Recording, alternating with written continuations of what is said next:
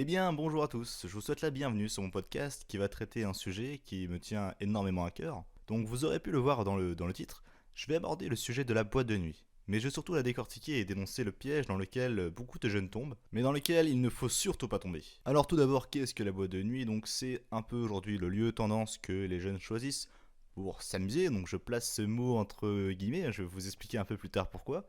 Donc ils sortent le jeudi soir, le vendredi soir, le samedi soir, ils évacuent de leur semaine de cours ou de travail pour certains. Alors si vous n'êtes pas dans une grotte, vous voyez comme moi, des stories dans tous les sens, sur Snapchat, sur Instagram, des adolescents qui sont heureux, qui dansent, qui crient, qui sont surtout en fait persuadés de passer une bonne soirée. Alors tout d'abord, pourquoi j'ai placé le mot s'amuser entre guillemets tout simplement parce que moi c'est un argument qui me fait bien rire, c'est celui que toute personne fréquentant les boîtes de nuit va vous sortir. Alors attention, je ne dénigre pas cet argument qui peut se révéler vrai pour certaines personnes, car oui, il y a vraiment des gens qui vont en boîte de nuit pour s'amuser, mais ces personnes représentent un très maigre pourcentage.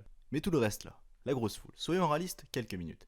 Ce n'est pas que pour s'amuser qu'ils y vont, c'est pas ça la motivation numéro une. C'est surtout l'image sociale que leur procure la boîte de nuit qui est intéressante pour eux.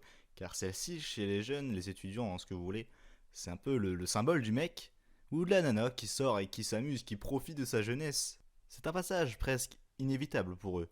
Ça permet d'être entouré d'autres personnes, de voir un peu autre chose, d'ouvrir la porte surtout à l'inévitable chopper, le gros lourd des soirées, le mec en demande, le mec qui a la dalle. Parce que le paradoxe il est là, si la boîte de nuit elle était constituée que d'hommes, eh bien le mec ou les mecs se bousculeraient beaucoup moins en portillon et vice versa.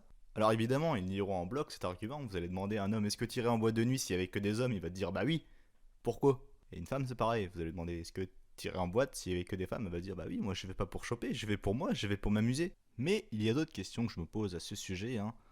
Déjà, à commencer par le prix d'entrée, qui peut atteindre 10, 12 ou 15 euros, une somme qui va être payée avec une joie non dissimulée. L'entrée, elle est gratuite pour les femmes. Car dans cette histoire, il faut un client, donc l'homme, et un produit à consommer, donc la femme. Car si tu vas quelque part et que tu payes pas quelque chose, t'es pas le client, t'es le produit. La femme, en boîte de nuit, c'est la carotte comptant à l'âne. Mais avant de pouvoir entrer, il va tout d'abord falloir passer un long temps d'attente dans le froid. Et ça se pousse et ça se bat, tout ça sans savoir si tu vas rentrer. Car oui, on ne rentre pas comme ça en boîte de nuit. C'est au bon vouloir du videur. C'est si t'es rentable. Si t'es avec des meufs, là c'est bon, tu peux rentrer. T'as de quoi tirer les détraqués. Pas de problème, tu peux rentrer. Par contre, si t'as pas de marchandises, bah là, il va te regarder trop dans les yeux, il va te dire dégage, t'as gagné le droit de te prendre un coup de pied au cul, de te branler chez toi, mais pas ici. Et une fois que t'as réussi à rentrer, qu'est-ce que tu fais? Eh bien, il faut commander un verre, il faut picoler, c'est le synonyme de l'intégration sociale aujourd'hui. Il faut faire sa petite photo pour Snapchat. Donc, tu vas te diriger vers le bar, et une fois que t'es content d'avoir attendu 20 minutes et que t'as dépensé une dizaine d'euros pour un putain de vodka Red Bull, donc déjà, ils te servent un truc dégueulasse, c'est même pas de la vraie Red Bull qu'ils te servent, ils vous couillent la gueule, les mecs, ils vous mettent 3 tonnes de glaçons, t'as plus qu'à fermer ta gueule, et si t'es pas content, bah tu dégages. Mais bien entendu, sous le charme du verre et de la précipitation de faire la photo, eh bien, ils s'apercevront même pas qu'ils viennent de se faire baiser la gueule. Donc ça, c'était pour la partie alcool.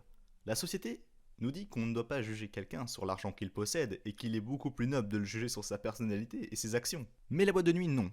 Elle souligne bien que plus tu auras d'argent à dépenser, plus tu auras une belle table, mieux tu seras considéré socialement. Chose évidemment que toute personne rêve d'avoir en boîte de nuit. L'attention des autres, c'est quelque chose de primordial pour eux. C'est un truc que tout le monde rêve d'avoir, et beaucoup l'obtiendront. Comment? En payant une ou plusieurs bouteilles, 10 fois plus cher que dans le supermarché. Et après, une fois que t'as ton verre, qu'est-ce que tu fais? Une fois que t'as fini de faire ta photo, c'est quoi les activités à faire en boîte? Eh bien, la majorité du temps, tu restes debout avec ton verre à la main, t'attends, tu regardes des meufs, t'essaies de croiser le regard de celle-ci, tu lances des appels de phare. Puis avec 105 décibels, bah c'est impossible de parler avec ton pote, mais n'essaye même pas, tu vas même pas comprendre ce qu'il dit, tu vas devoir répéter 15 fois, c'est impossible. Si t'as envie de pisser, c'est un vrai désastre, t'as une centaine de mecs qui ont envoyé un quart de leur pisse par terre, c'est dégueulasse. Et maintenant, j'aimerais parler quelques secondes de la musique, que le DJ va vous proposer en boîte de nuit. Donc de la vraie merde, des musiques qui ont passé en boucle, vous connaissez, le fast-food de la musique. Donc voilà, ne vous attendez pas du Francis Cabrel, du Charles Aznavour, ce sera plus du Gambi, du VG Dream, du Gradure, du Booba. Enfin bref, ça c'était pour la partie musique. Maintenant, je voudrais accentuer le sujet des femmes en boîte de nuit, la véritable arnaque. Alors déjà, bonne chance pour en aborder une, parce qu'elles se prennent un peu pour les reines du bal, elles savent que c'est elles qui vont être regardées. C'est pour ça d'ailleurs qu'elles ont passé des heures à se maquiller comme une pute. C'est parce qu'elles savent qu'elles vont être le centre d'intérêt de la boîte de nuit. C'est eux l'intérêt. Mais vous savez c'est quoi le pire? Et bien même une moche, une 4 sur 10, une 5 sur 10, une fille sur laquelle vous ne vous retournez pas dans la rue, eh bien vous allez avoir l'illusion qu'elle est potable. Puisque je vous le rappelle, en boîte de nuit, on est dans un endroit sombre, bruyant, et elles sont beaucoup maquillées, donc forcément vous vous faites piéger. Vous allez la voir comme une bombe sexuelle alors qu'en fait c'est une meuf banale. Je vous le redis, vous ne vous retournez même pas sur elle dans la rue. Maintenant, je parlais des meufs qui se plaignent de viol. ceux qui se plaignent de viol mais qui sortent en boîte de nuit, donc qui rentrent à 5 heures du matin, qui sont habillés très courts, hein, avec une petite jupe pour certaines, fortement maquillées, et à 5 heures du matin, qu'est-ce qu'on a dans la rue? On a des mecs fortement alcoolisés. On a des mecs bourrés, des fous, hein, des mecs qui sont complètement morts, des mecs qui sont dangereux, hein, donc s'il vous plaît, évitez de sortir dans la rue seul à 3, 4 heures, 5 heures du matin, si vous voulez pas être victime de viol. Donc, ce phénomène de la boîte de nuit, pour moi, il continuera toujours d'exister, tant qu'il y aura des imbéciles qui alimenteront ce business. Mais les mecs, ils sont même pas conscients du piège, et on ne peut pas sortir d'un piège tant qu'on sait pas qu'on est pris dedans.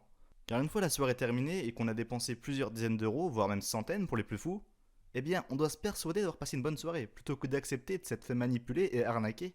Et évidemment, lui, le patron de la boîte, s'en met plein les poches. Il sait que c'est de la merde, lui. Lui, il y va pas. Ses filles n'iront pas non plus. C'est un peu du prenez ma merde, moi je mange pas. Et il y a encore un point que j'ai oublié d'aborder en boîte de nuit, c'est l'odeur. L'odeur en boîte de nuit, c'est quoi? C'est un mélange de transpiration et d'alcool. Si vous êtes au milieu de la foule, vous êtes avec tous les puceaux et les pucelles qui chantent sur Booba ou VG Dream, eh bien vous allez devoir faire face à cette odeur qui est insupportable toute la soirée. Et je ne sais toujours pas comment les gens font pour supporter ça pendant plusieurs heures.